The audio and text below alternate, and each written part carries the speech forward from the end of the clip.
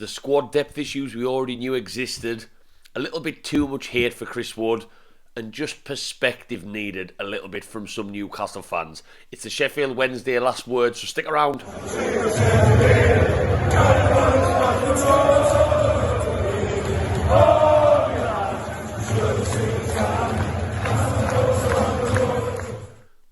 Welcome back to Black and White Banter, you lovely Newcastle fans. If you are new to Black and White Banter or you're a subscriber, and I have gained a lot more recently, which is amazing to see, please drop down now and give us one of these. Just a little thumbs up goes a very, very long way. It only takes you a second, doesn't it? Do that now, and if you like my opinion by the end of this video, whack down and hit that subscribe button. The subscribers have just boomed lately, almost at 1,000, almost. And if you haven't, if you don't know Black and White Banter, get us across all social media as well. That's where we most popular content on there every day, so do that. So this isn't the most joyful last word that I've probably ever done. Well, definitely not this season. Only our second defeat in the entire season. The dust has settled a little bit. I did go down yesterday. If you haven't watched my match vlog for Sheffield, please just scroll down. I did travel down to Hillsborough. Very disappointing afternoon, and I don't think any of us are going to deny that. I don't think, I'll be totally honest, and I've already said this, and a couple of my friends have agreed with me, I don't think the disappointment of this FA Cup defeat compared to maybe previous years when we've been beaten by lower league teams has the same angry, really heart-wrenching disappointment of years gone by. Purely because I think we all know what an amazing season we haven't. We also, the main one for me is that we've got another opportunity of Wembley in just as I'm doing this video, 2 days' time against Leicester to get to that Cup semi-final. So, yes, it was a hard one to take. Yes, it was almost a bit of a shock for some because obviously we've gone unbeaten for so long. We don't expect to see these things under this new regime and Eddie Howe in charge. But it was a one I personally feel like I can get over quite quick because attention quickly turns to Tuesday, and imagine being in that two-leg semi-final. And obviously Premier League sitting lovely in third. So, yes, it was a hard one to take. Yes, there's things to learn from it, which we're going to talk about in a second. But I think it's a one we've got no choice but to get over quite quick. And if we do get to that semi-final in a rocking St James's Park with the scarves twirling, imagine what that place, imagine how that city and the stadium will be rocking on Tuesday if we get through. So, still plenty to be happy about. And I'll talk about that perspective as I mentioned at the start of this video as we go through. But yeah, disappointing day at the office. So, first thing that one highlighted for me, that match, something that we all know is there, is that lack of squad depth. Now, we all expected Eddie Howe to make changes in this game. I certainly did. I think we looked a little bit leggy against Arsenal. We've had a lot of games back-to-back, players who've come back from the World Cup, etc., etc. This is a chance with Leicester on Tuesday, which is huge. Eddie Howe was always going to make changes against League One opposition. I said in the match preview, I wouldn't necessarily like to have seen loads of changes, maybe just four or five in a push. But he did go quite big. Obviously, there was 9 changes there in total, so he did go with a lot. Did it work? I don't think it did. Now, did we have enough to get past League One Sheffield Wednesday? No disrespect to them. Yes, of course we did. He had experience out there. He had Dubravka, he had Lascelles, he had Matt Ritchie, who's got more experience probably than anyone who was on that field with the career that he's had. And we definitely had enough. We obviously Isak, a 58 million pound striker, playing 45 minutes as well. And we definitely should have got over that line. I think it's fair to say with the quality he put out. But all it highlights to all of us Newcastle fans, we aren't stupid. We know we don't have squad depth. We're not there yet in this project. The likes of, in my personal opinion, the likes of your Matt Ritchie's, who, I've been a fan of for a long time now. Left midfield, he's too slow. Yes, he's got a good left foot on him, but he's too slow to actually create anything and get to a man when he plays on the wing. Left back, he's not a defender, and he was terrible there under Steve Bruce. The likes of him, the likes of, Elliot Anderson still looks very raw, and I thought he was a bit disappointing. And we just never really got going. But having said that, all this doom and gloom, we could have been out of sight. Isak misses 2 great chances. Elliot Anderson misses a great chance from a great save. Chris Wood, he's not hitting the target in that second half when he's put clean through. So on another day, things might have been a bit rosier. In terms of clear-cut chances, we probably had more than Sheffield Wednesday did. So again, maybe just you could look at it from another side, from more positive tinted glasses, and just another day at the office. But my first main point is the squad depth's not there. I think Eddie Howe's already talked in January, if he is to make some additions, about them probably being more squad players rather than a big wow first team. I think that'll come in the summer, and it's just going to keep happening. I think Richie will be out the door. I think Jamal Lewis, if he keeps performing when he's given a chance the way he is, will be out the door. I don't think Lascelles has got much longer at the club, if I'm being honest, because he'll want to get some game time. The list just goes on.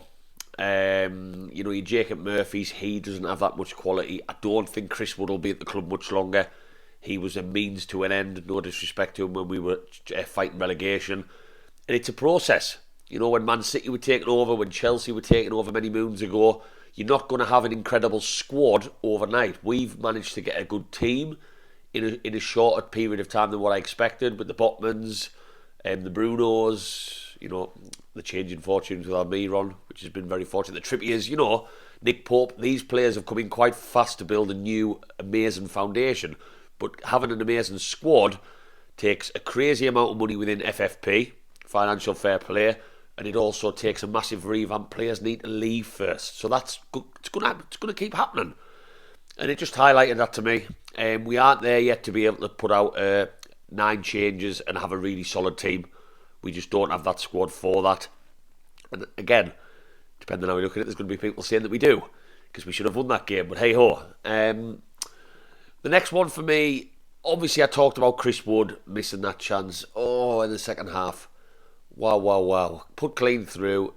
Everybody knows Chris Wood is going to be hurting watching that back. He doesn't need to be told as a striker that was terrible. He knows it was terrible. It's meat and drink for him to at least hit the target. He could have even taken a touch, and he skies it over at a crucial time in the game. But some of the hate I've seen on social media for the man, and I'm not going to name any names, one YouTuber did a full video across all of his social media just slating the man. Absolutely slating the man. And yes, I think in that moment, I maybe left the stadium frustrated with Chris Wood more than most on the field because of that chance, because it's fresh in the memory. But I think football fans, we all guilty of it, have very short memories in terms of Isak missed a great chance with his header. Should have probably gone either side of the keeper. He missed a great one-on-one from the right-hand side. Elliot Anderson, I know that was a good save, missed a great chance. It wasn't just Chris Wood's fault, the reason we lost that football match. And some of the hate I've seen for him has just been... It's been a little bit frustrating, and I think some of that stems from the fact that we all know Chris Wood's maybe not a great player, and I think that's where it comes from. But to put solely the blame on him because he missed that chance in the 84th minute or whatever minute it was is just a little bit harsh, and I haven't liked some of the things I've seen on there. This was a collective team effort. Isak should have scored. As I mentioned, Elliot Anderson should have scored. We should have defended better, in my opinion, for some of the goals. Offside wasn't in our favour. I know Bruno's goal was offside, so we've kind of got... That's balanced itself out as the game's gone on. But generally speaking, there was lots of different factors why we didn't win this game. It wasn't because Chris Wood missed that chance. Yes, it's a one that's haunted me ever since. We did a jokey video on our Facebook and Instagram and whatnot tonight. But it's not just that man's fault. He doesn't need to be told. I've watched Alan Shearer's sky a penalty. I remember Partizan Belgrade when we needed to beat them to get the Champions League in 2004. The most reliable man in Premier League history from the penalty spot, just in scoring goals, skies his penalty at a crucial time. Strikers will always do it. Last night was Chris Wood's night. I think if you give him that chance, that clear chance, he's at least hitting the target. I'd even say 90 times out of 100. Genuinely, he's not ballooning many of them over the bar. Regardless of what you think of the man as a striker as a whole, he's not missing that chance many times. It was just unfortunate. And I think what I want to finish on going into this, what is a huge week for Newcastle United with Leicester on Tuesday and even Fulham on Saturday. If we win Fulham, we stay cemented in that sort of top 3, top 4. Perspective. And I mentioned at the start that this doesn't feel too bad, this game, because we've got so much to look forward to. If you would have offered any Newcastle fan on this planet at the start of the season a League Cup quarter-final, third in the league, and get beat by a League One team in the third round of the FA Cup, I don't know about anyone watching this video, I would have absolutely snapped your hand off. I would have broke your wrist. So we just need a bit of perspective. A year ago, we were pretty much in the relegation zone, just trying to climb out of it under Eddie Howe. It's been an absolutely remarkable year, and yes, to lose to Cambridge and to lose to Sheffield in 1 year in the FA Cup, this third round hoodoo is frustrating, but it still could be an absolutely incredible season. And I just think sometimes we need a bit of perspective. We're allowed to be frustrated. I was frustrated leaving that stadium. Every Newcastle fan watching on telly, wherever you were watching, was frustrated because we'd been beat by a team about 30 places below us in the Football League. But it's not the end of the world. And I think if we were mid-table now with nothing else to look forward to, that would have been an even harder pill to swallow. But we're still looking good. I don't think, just to finish, I don't think Eddie Howe is going to have his transfer market hand forced because of that game. I've seen a lot of that on Twitter, a lot of Newcastle fans saying we need to spend in the transfer market looking at that match. I don't agree with that. I think if you look at our first team with St. Maximin, who was obviously missing on the Saturday, he's still to find any kind of form. Isak's just coming back. If you've got a fully fit Callum Wilson, we still have, forgetting about the Manquillos and the Elliot Andersons and the Lewises and all those players I mentioned at the start who weren't good enough, in my opinion, to be in the squad, the Richies and whatnot. Our substitute bench, when our squad is fully fit, including Shelvey, by the way, who's injured, is still pretty good. And I don't think that Sheffield Wednesday game has changed Eddie Howe's thinking on very much. I think he does want players because Matt Targett's got an injury, Shelvey's got an injury, but I don't think that performance last night's changed anything. I really don't.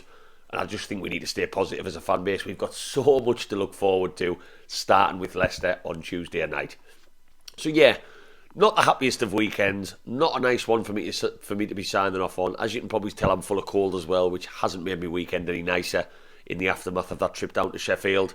But hey, second defeat of the season. I almost forgot what doing a slightly more negative downbeat video felt like. That's how great it's been supporting Newcastle United this season, and don't forget it. If you've stuck around this long, Newcastle fans, please drop down, whack that subscribe. It goes such a long way. I'm desperate to get to 1,000 subscribers. I don't know why. I just think it'll be cool to have 1,000 subscribers. I would never have dreamt of that. And get us across all social media. And if you haven't already, whack that thumbs up. There's going to be a Leicester match preview coming in the next 24 hours before that huge game where we will be literally 2 matches away from Wembley. Wembley, if we can just get through Leicester on Tuesday at St James's Park. So I'll see you for the match preview for that one. In the meantime, Newcastle fans, keep them smiles, because it's not all bad supporting Newcastle this season, is it? See you later. However, lads.